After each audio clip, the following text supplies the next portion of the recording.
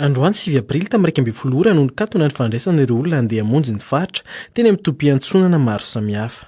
Tapitra ny alakamisy tokoa mantsy ny 3 andro nolazain'ny filoham-pirenena ahafahana manao izany.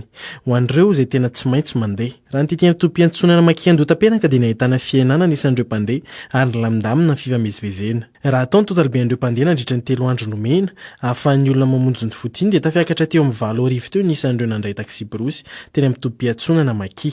Raha ny fanazavana dia fantatra daholo ireo olona rehetra ireo sy ny toerana izay nalehany. Ny totalin'ny fiara rehetra niala tato amin'ny tobim-piantsonana omaly 9 avril dia 470.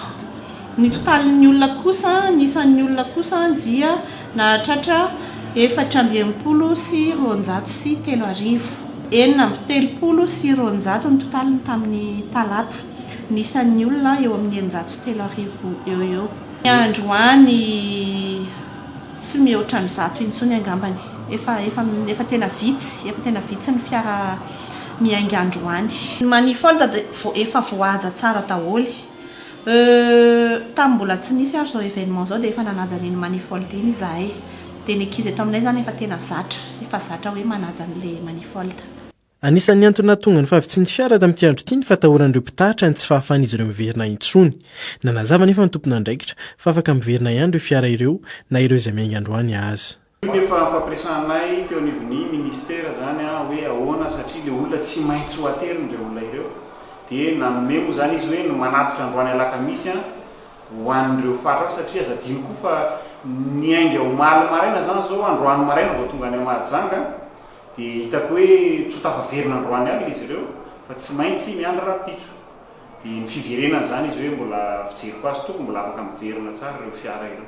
Na dia andro farany izy androany dia mbola entitra hatrany ny fanaraha-mason'ny fahasalaman'ireo olona mifamezivezy tetỳ amin'ny tobim-piantsonana, na ireo voahiditra na ireo iondrana.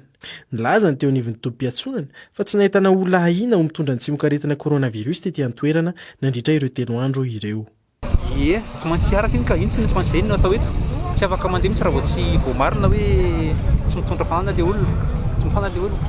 Misy ny nafana, vitsivitsy ny nafana, ataontsika hoe amin'ny ampolony androany zany fa ny antony hafa tsy noho ilay aretina zany satria vao nasiana makana izy dia efa avijenina verifiena dia efa midina ny température noho ilay tanin'andro misaotra izany dia misy ampakakely amin'ilay fakana température ilay izy dia efa verifiena ireo avy eo rehefa makana kira maromaro dia izy dia lamina dia afaka handeha.